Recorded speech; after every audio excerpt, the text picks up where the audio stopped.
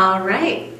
Well, thank you guys for agreeing to do this. My name is Christy, and I am with the Carbondale Historical Society. And this was my month to pick a topic for a speaker panel. And I thought it would be fun and interesting to do school days, because I think school has probably changed incredibly over the years. And I am going to let you guys introduce yourselves. Where did you go to school? What did you teach? And who or what inspired you to become a teacher? My name is Larry Williams, also known as Shorty. I went to school through the Carbondale public school system. So I had kindergarten through 6th grade in this building here.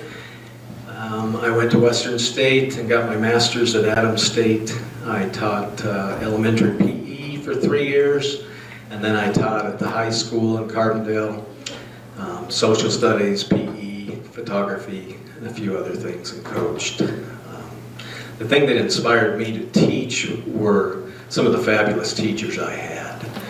So many, you know, I could sit here and name Naomi Parker and Meredith and Ray and Wanda Jones, and I'm going to forget some for sure. Bonnie Creddy, Richard Southall, Harvey Starbuck. So those people inspired me. And my best friend growing up was dyslexic, and my little brother was learning disabled, so I had to help them a lot with their schoolwork. So that really gave me the bug. Hi, I'm Cathleen McCourt, and I taught art at Carbondale Elementary School and at Roaring Fork High School. And I went to school in Ohio, and I went to college at Bowling Green State University, and I got my master's through Leslie College weekend kind of master's. Actually, we were in this room. I did a computer before like the internet was even invented, like a master's in computer science, something like that. So, what inspired me to teach was I needed a job. I was majoring in art, and I was like, what am I going to do? So they had a Saturday program where you could have your own little class, and I'm like, well, I'll try that, and I fell in love with it. It was so much fun having these kids explore art and their creativity, and so art really was my inspiration. I'm Hadley, Hentschel. Currently teach at CMS, was at Roaring Fork for 21 years prior. Grew up on the Front Range of Colorado. Did school there, CSU for college, then a master's through Montana State University. And was not on track for teaching at all until junior year of college, and then switched from pre-med to education after doing a bunch of tutoring. And the girlfriend at the time was in education, who's now my wife. And so to be with her more, I took some ed classes and got hooked.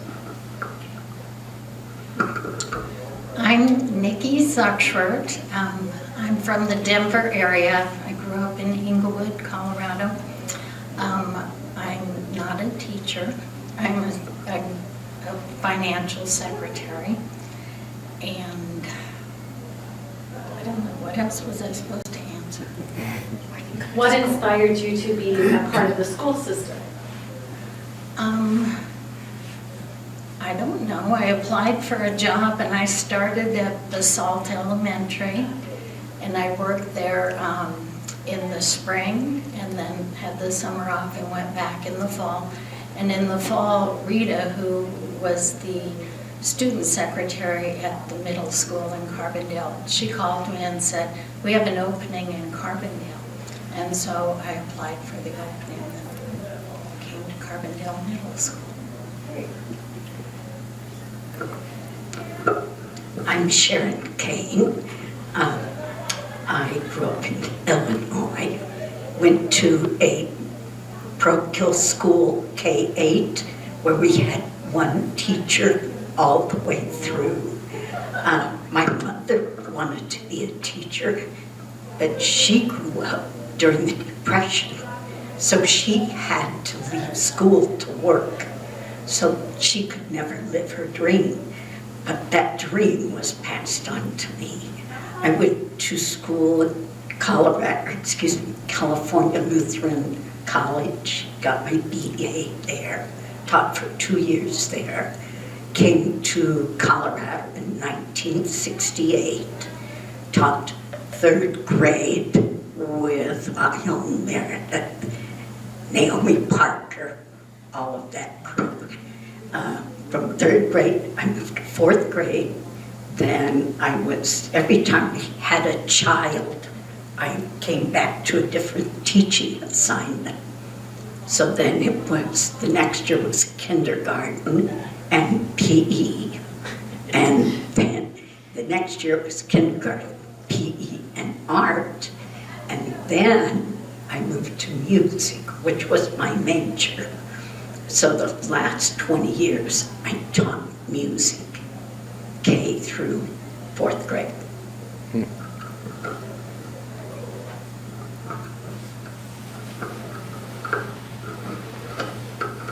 All right, thank you guys. I loved all of the variety that you have done. We're just going to jump right in.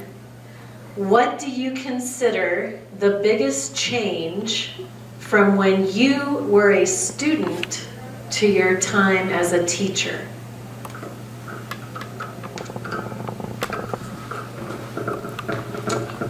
There have been a ton of changes, but I think the lack of parental involvement, growing up, the school was the center of the community, and parent-teacher conferences every parent went to. So I think that I would have to say lack of community involvement. I think the biggest change, this is a positive thing, was the openness. So I loved telling, I went from elementary to high school, and the biggest change was relationships. I loved the relationships with the kids. I loved hearing everything about their lives, and that just didn't happen when I grew up. That's not how you talk to your teachers. So that is probably the biggest change I see. Okay. I probably echo a lot of what Cathleen just said. I think the other big part for me is I just remember when I was in school feeling so isolated on the educational end, and just the amount of cooperative, collaborative work that we do, at least at the high school, middle school level, feels like a huge change from what I grew up with. Well, I guess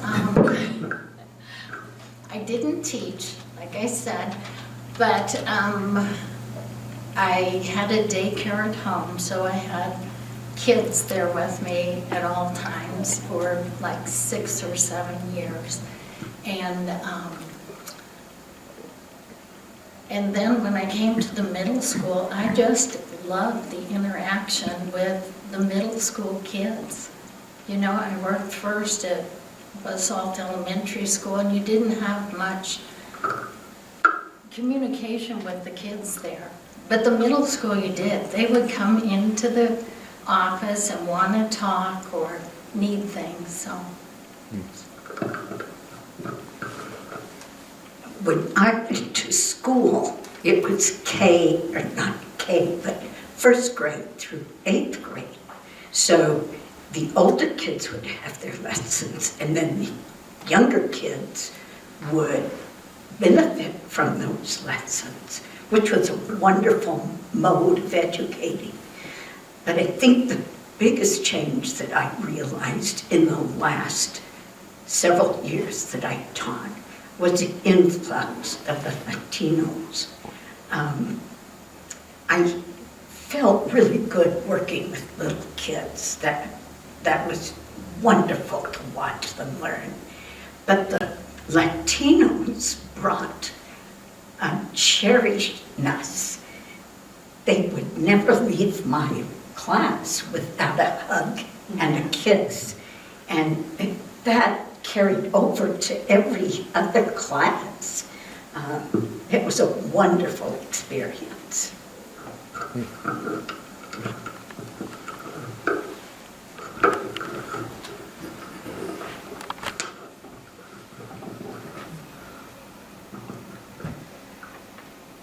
Is there something you would change in our school system?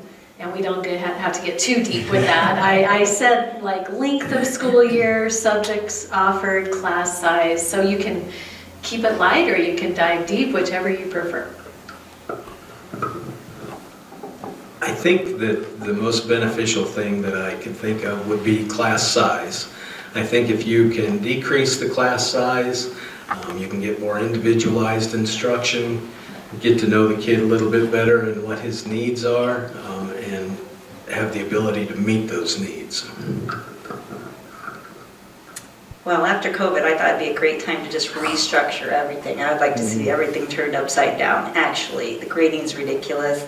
The way we're still going through classes and bells and time schedules, but I won't go into that. But I think that the biggest thing that's realistic that we could do, I think we need to focus on vocational and stop saying everyone needs to go to college. We did have a vocational program. We have a great valley that plumbers and electricians and carpenters all make great money, and we don't have that. And I think that's something we could do. I'll also echo the vocational piece. I'm glad our district's starting to take some more changes to get us back to there.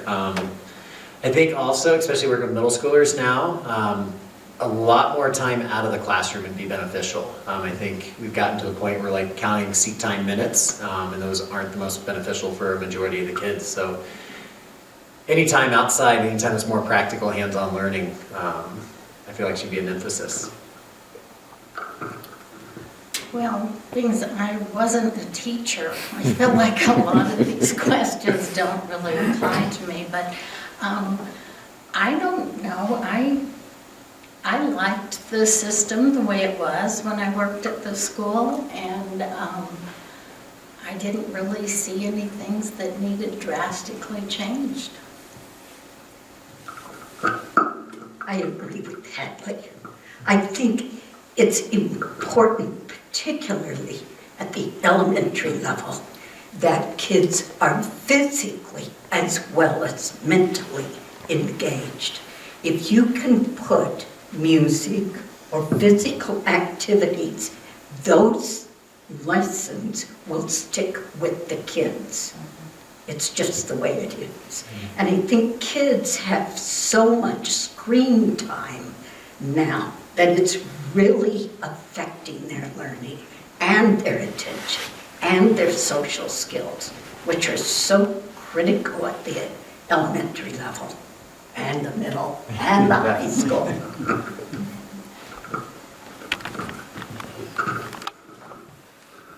All right, very well done. Well, speaking of screen time, what is the biggest change in technology that happened during your career, and was it for the better? And Nicki, you are doing wonderful. Just answer what you can. I mean, you saw a big change in technology during your time as a financial secretary. So you're doing great. Technology changed a lot. I can remember a college class I had to take in the educational program on how to hook up the reel-to-reel movie projector and how to get the film strip projector working properly. So technology, I think, has been a blessing and a curse. And I think cell phones in schools are an issue. And I say that with mine sitting here, but it has my notes, my answers on it. But yeah, I think the cell phones would be the biggest issue right now. But I've also been out of education since 2017, so things have changed. I think the best thing being an art teacher was the computer. So that people could look up images. I would have stacks and stacks of photos and stuff. It drove me nuts. And so then people could get on and look up all different kinds of images. And later, when we taught, they could take their own photographs, and we could do it that way. And the nude people, remember that, Christy? So you could look at the nude people on the internet for life drawing. Up on the screen. Oh yeah, they're up on the screen actually. Plenty of stories around the But the bad thing was the cell phones, because I just think of back when they weren't around, and what we do is a song would come on the radio. I remember my homes, my lovely lady homes, and it would come on and everybody knew the words, and we were doing art, and then a group of girls would just start singing, and then we'd start laughing, and then I was trying to get Prince tickets, and then everybody on the radio. I mean, we all had this connection. And then cell phones, see, I could cry. Cell phones came in, and everybody just got in their own world. Even in art, it was just, the last 4 years were just pretty shocking, actually. For me, I think probably the biggest advantage the tech had, especially with the higher level sciences, is just how well we could share data, and then how many more data points we could collect at any given moment. We could go out to the Crystal River and the kids could get temperature and pH and salinity levels and all these things like right on the spot, which is really nice, especially with shorter class periods. I think the biggest downside was kind of when we pivoted to online during COVID, and then the number of parents, more so than even the kids, are like, well, we can take our kids out now because you can provide all this online still. And it's something that, like, 5 years after, we're still somewhat struggling with, of just that idea of like, well, can't you just put it all on the learning management system and we can log in and do all the work without coming to class? And we saw it at high school, and unfortunately we're seeing it in middle school too. Well, and I think if they're doing it online at home, they're not getting near what they should. And I also think there's schools that I've heard of now that they take the cell phones as soon as the kids get to school, and I think that's a great idea. Yeah, and just keep them for the whole day and give them back when they go home. I'm too old. We didn't have any tech. It was just starting. Yay. I loved it. Oh, excuse me.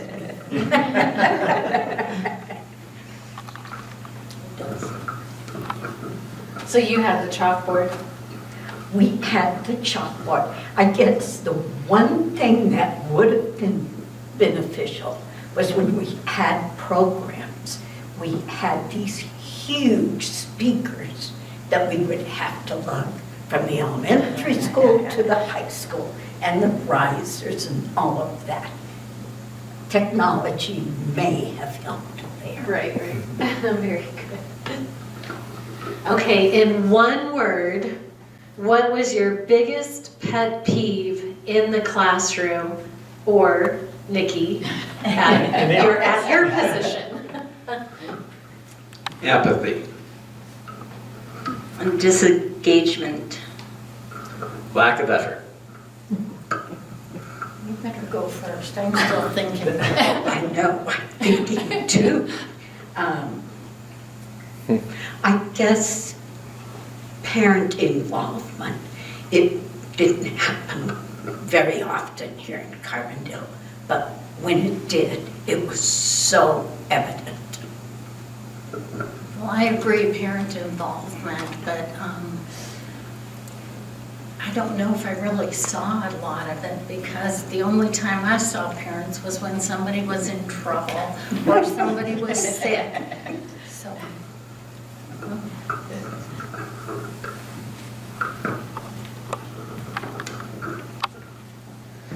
So, did any of you have Will or Jeremy or Kirsty as a student? Oh, how fun. Okay. Let's talk about that. Does one student stand out in your mind, and you don't have to give their name, and why? I really thought you were going to be like, do you have any embarrassing stories? I was hoping. You can pay me off later, Will. Not one student. After teaching 30 years, there are so many students, and throughout the day, numerous ones come to mind. That's the best part about teaching, is the relationships you form. Yeah, I agree with Larry. There are so many. And I look back at their old artwork and I can remember every single kid's face. But there is one that stands out because she came, I taught her in elementary, taught her in high school. She came and student taught with us, and she didn't end up being a teacher because she said she'd be an alcoholic. So she went back and got her OT, and then I got invited to her wedding, and we've been friends ever since. So that's what I love, yeah. I can think of two in particular, one from probably closer to 10 or even more years back, and another one that's actually will graduate this year, but kids who came in really quiet as freshmen, not super confident, and progressed their way up, took more and more challenging classes, and each became kind of like the head boy, head girl of the school their respective senior years. So it was kind of cool to be a part, especially within the high school. We'd get to see those kids 2, 3, 4 years in a row, and when you get a chance to do that, just to see that consistent growth, and then the kid that was just like, are they going to make it through high school, become leaders? And especially since both were Latino, just the ability to like influence and our entire population in a positive way. Well, I just think about the kids that would come to the office, they were upset about something or something was going wrong, and they just needed somebody to talk to for a while, and then they seemed to be better. Yeah, when you have kids over a 5-year period, it's hard to choose one. But I did have one young man who started in kindergarten and, of course, went all the way through. But he had a wonderful voice, was very musical. And then when he got to high school, he came back and was my accompanist. So that was really fun to see.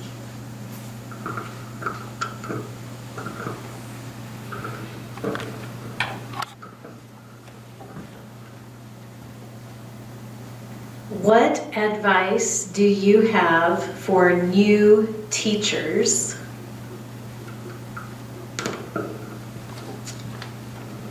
To be prepared, but at the same time, be flexible, because things change, and they change in a heartbeat. And again, let the kids know that you care about them. That will help your teaching.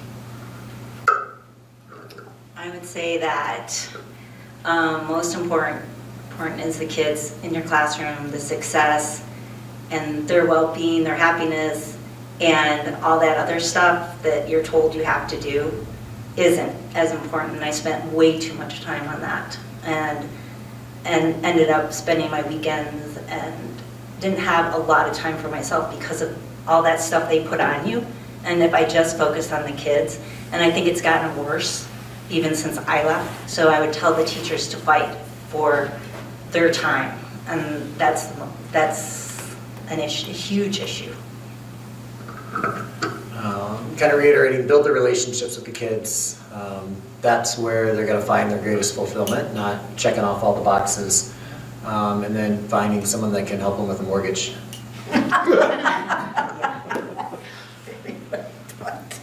Well, I think the mortgage is important, but I think they'll get by that. I think it's important just to make each kid feel special, and like that you're happy to see them, and it's important that they're there. And I think another thing that we all feel good about is building self-esteem, so they feel good about themselves, whether it's being a friend, listening, or just that human contact.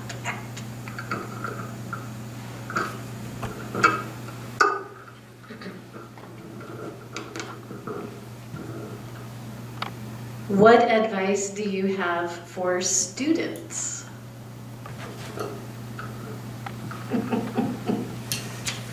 Go to class, pay attention, and realize, and I told my students this all the time, At no time in their life are they going to have more freedoms and less responsibilities. So enjoy it. Get involved and enjoy your time in high school. Yeah, be on time and the same thing, get involved. Find a teacher that you get along with, that you bond with, and that teacher will be your support for the rest of the 4 years. And beyond. And yeah. Learn how to work really well with others, and you're not going to figure everything out by using the internet. I think finding a teacher, like you said, that's important, you know, and that you connect with, and then just keep at it. Don't give up, and keep connecting with that person. Yeah, Larry, I agree with you. I think kids need to try lots of different avenues and find out what their passions are. That's the best thing for them.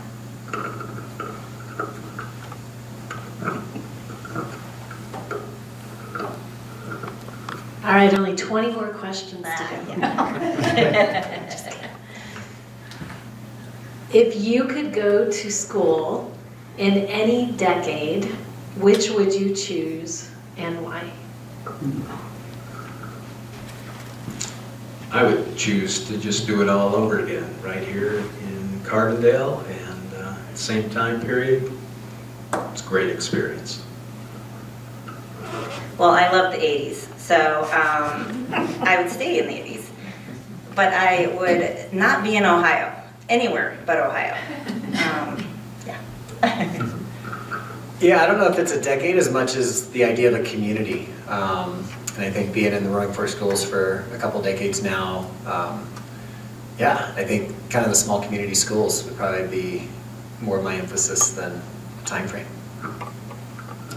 And I agree with small schools. That's much more important than being in a big city and just one person that you're not, feel like you're not that important.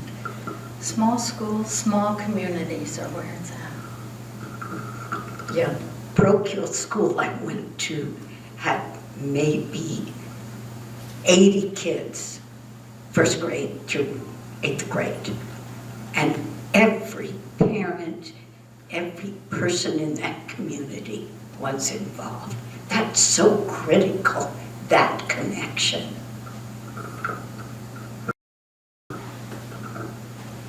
I asked the kids the last couple years I was there, I said, if you could go back to any time, every single class told me it's any time before cell phones. Oh. Every class.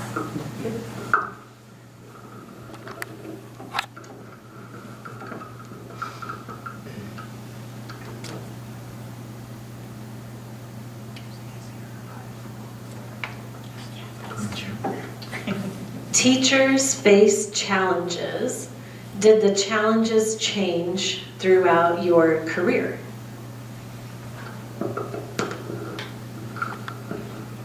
The challenges did change, the community changed, and as Sharon said, the migrant population made teaching different.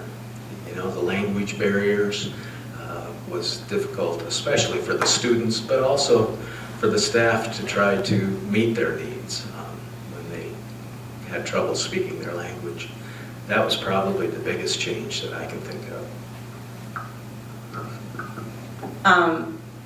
I can tell the story because Jerry Pluger would think it's fine. Jerry left us this last year, and he taught in this. One thing that changed is you can no longer photocopy your butt and put it in everybody's mailbox. We love Jerry. But let's see, my biggest challenge was when I started, it just was, I could have all these ideas and come up with all these things for art and be in my art world, and then I had to start analyzing data. And that just, and meetings, and it killed my joy.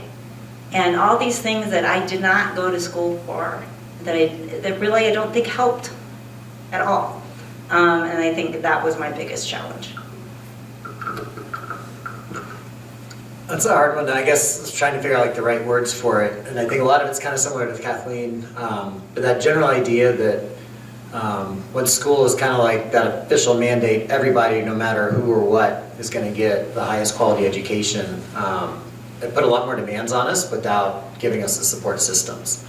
And I think a lot of us have figured out how to be as productive as we possibly could within that system. But yeah, it's really hard when you've in a classroom and you've got like your valedictorian next to somebody that needs help reading above a third grade level. Which, I mean, it's cool to have that diversity, and I think that's another benefit of the small school system. We're not having those kids tracked, but it definitely adds significantly more challenges as an educator. Well, I didn't have a classroom, so a lot of that doesn't apply to me, but when we were talking about the language barrier between Spanish and English, I kind of liked having that barrier because it made you strive to learn Spanish, and we all took Spanish classes. You know, I thought that was really very good for all of us. Yeah, I think the thing that bothered me the most was teachers would get in the flow. They knew the curriculum. They knew what the kids needed. Everything was working well. And then the administration would step in and say, oh, we have a new curriculum this year. So it would start all over again. And I'm not certain that was the best thing for the students or the teachers.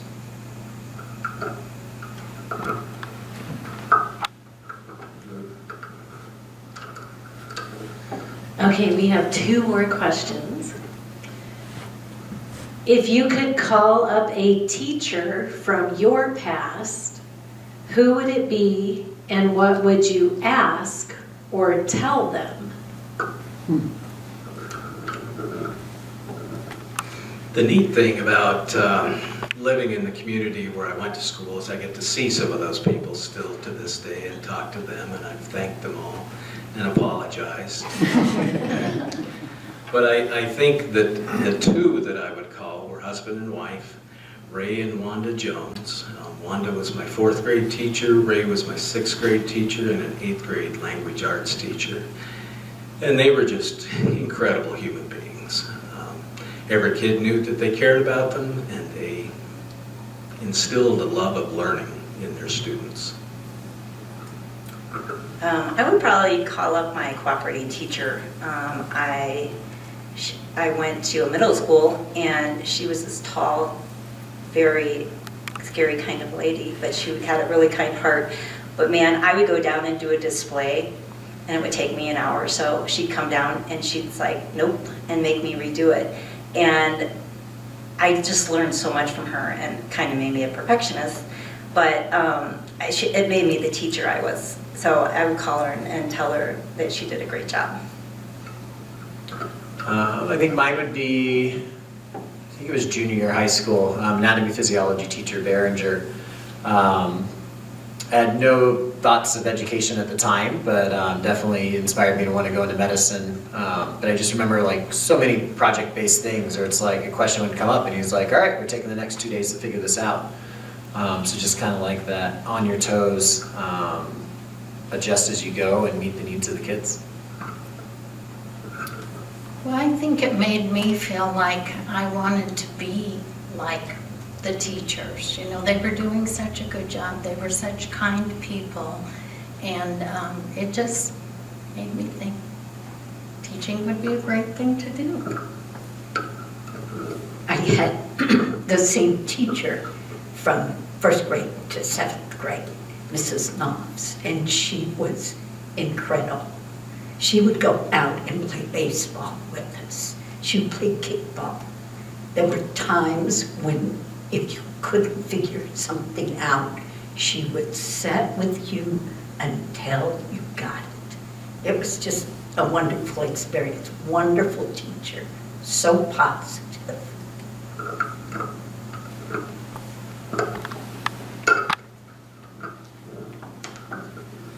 All right, last question.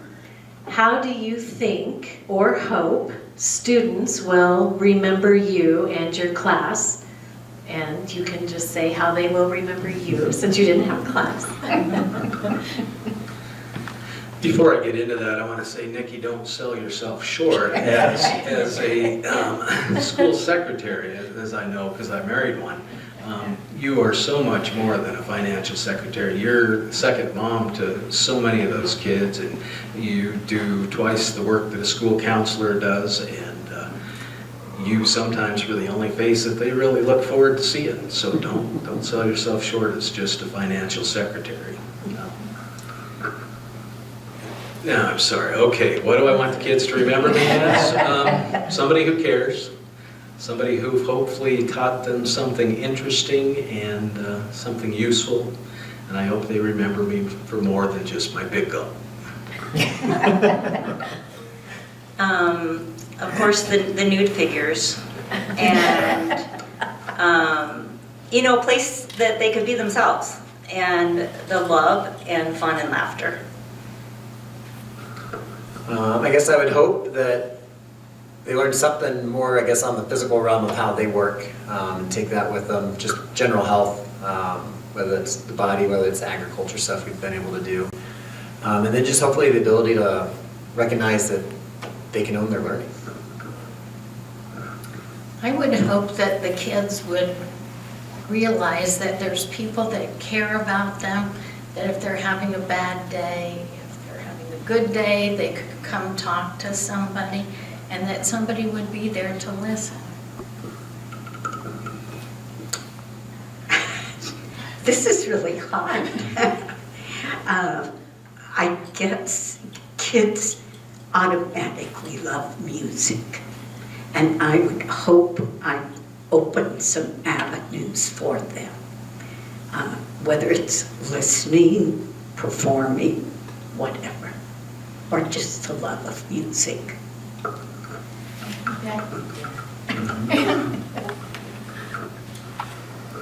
Well, we are very fortunate because we have 3 students in here that went to school in Carbondale. So I just wondered if any of you had a memory or anything you would want to share about your time in the Carbondale school system.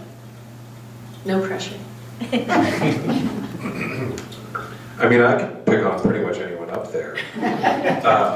Nicki, to Larry's point, the effort you and Rita put into putting the yearbooks together for middle schoolers was tremendous, and I'm sure that it was pretty lo-fi. I think you were cutting and pasting, and It was fun. yeah, it was really cool. So that's one of the things I really remember about Nicki. As far as McCourt goes, speaking of stories that Pluger would have told if he was here, there was an occasion in 3rd grade where I kicked my boot off in class in a room just down the hall here, and broke a window. And I had a bit of a meltdown. Pluger got more annoyed with me about the emotional response I was having than the window breaking. And when my mother got wind of it, because I didn't tell her, she came down and talked to William Alley and said, he's got to have some consequences for this. And the consequences I was given was helping Ms. McCourt clean up the art room at the end of the day, which was not a consequence at all. It was a really pleasant way to spend my time. So that's just a couple of the folks up here and the warm and pleasant place that they made for me. Very well. Jerry? I mean, yeah, I've got a couple probably. One in particular, I'm gonna miss McCourt. I don't know if you guys even remember me in all Jeremy's face. I think my favorite one was in your art class, I think freshman year, that would have been 2002? Anyways, you had us pick an artist to emulate. And I just found a picture, I thought, oh, that's a pretty looking canyon. And so we did paintings, we had canvas and everything. And then I remember, I think you looked at it and you were like, oh, that's an interesting choice. And I was like, oh, why is that? And it was a Georgia O'Keeffe painting. And At the time, I had no idea. That's speaking of nude figures and things like that. I was like, oh, that's a pretty picture. Yeah. And then for Mr. Williams, Corey Browning, Paul Blick, Justin Ellis, and I one day in your class, we were just goofing off, and you were like, "Will you go pick dandelions?" And we were like, "Will you pay us for it?" And we were like, I think you were like, "No, of course not." And you're like, finally, we talked you into a penny per dandelion. And we went on the football field, and we started picking dandelions. And I came back in with like a big bag of them, and you were like, "No, that's not what I meant." And we just picked the heads off and just dumped them in front of you, and you were like, "No, I'm not going to pay you." Just stupid stuff like that. Like those are the things that I cherish those memories because it was a good time. So.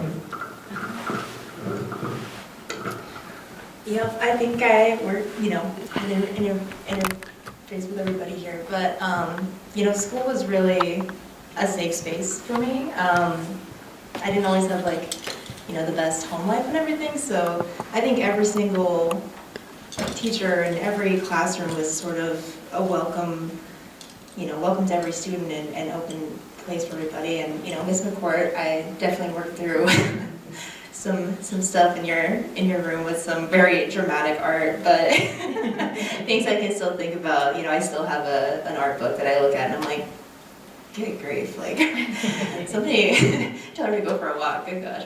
The psychology classes here with Mr. William, honestly, I was obsessed with psychology, and that was my first major that I went to when I went to CSU, and it was definitely sparked at Roaring Fork, so, it all carried on in Mr. Hentschel's class. I definitely remember our science classes, and, again, just feeling like there's a place that, you could really sort of let your guard down and just be a student and be curious and ask questions, and just, that was a safe space. And, Nicki and Rita, I definitely spent time up in the office, good and bad, so, I feel like you were some of the constants in the school. It doesn't matter.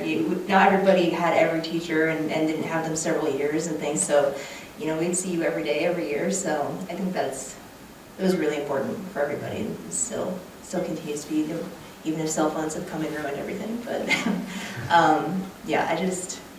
I really think that the schools and the teachers are sort of the cornerstone of our community. So it's kind of a quiet knitted fabric that you guys hold for us. But it's really important that you're here. So.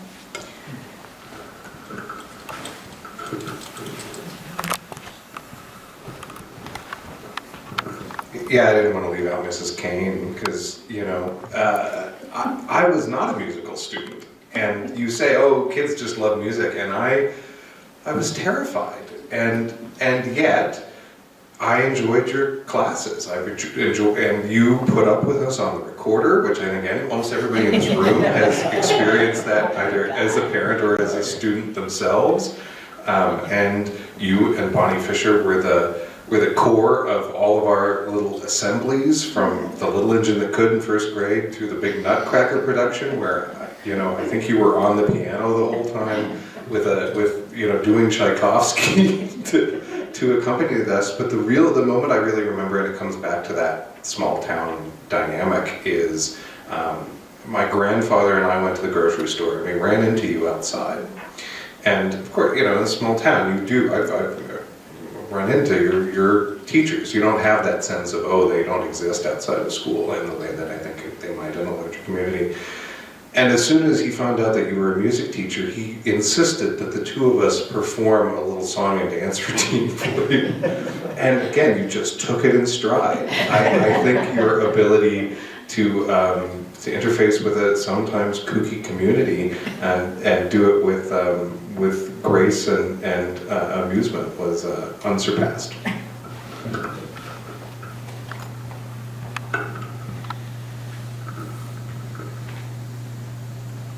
Did our audience members have any questions for the panel? All right. Take the calls. I have a question for the panel, but I would love to have a story about each of these pictures. Photos. Patty Bristol provided a lot of those. Oh, really? She posted them all on Facebook rather recently. Oh, wow. The 1915 rules for a teacher are unbelievable. Dark. I actually got that from what's the name of that town of Clear Creek? Shoot, anyway, it's a little one-room schoolhouse, obviously. But thank you for enjoying them, and I'm happy to let you know some more information about those. Yeah, who's the teacher, and it's like the rules were incredible. Maybe we can put that on our website or something. Definitely get you some contacts for that. Were you all able to see the rules? Oh, I saw the rules. When we walked in, yeah. My name's Rick Maybe going Morris. back to that. I've been around for 50-some years, and I've been associated with the Sewell Ranch south of town for almost that long. But one thing, all the old pictures up here are really fun, but up on the mesa when you drive up the Crystal River, and up on the top was a schoolhouse around the 1900s. And the foundation is still there. I got this information from Jason and Alex's dad, Bob. And there was a cistern up there where they hauled water up for the school marm who lived there. And in all the pictures that come around, there's never any mention of that. And it's just an interesting point up there. And years ago, when I lived on the ranch, I could go up there and just dig over the side really through the tinders and stuff, and I could find old broken ink wells and stuff that well, some people might know what an inkwell is. Anyway, it's just, that's another schoolhouse up the Crystal River that is never spoken of with all the ones that exist in pictures I now. know about that one. I would love to learn more about that. That's really interesting. Well, I have to say that you guys were amazing. I loved all of your answers. And thank you for coming. And I think we are good and we can wrap it up. So thank you for coming. Thanks for Thank you, guys. Thanks. Thank you.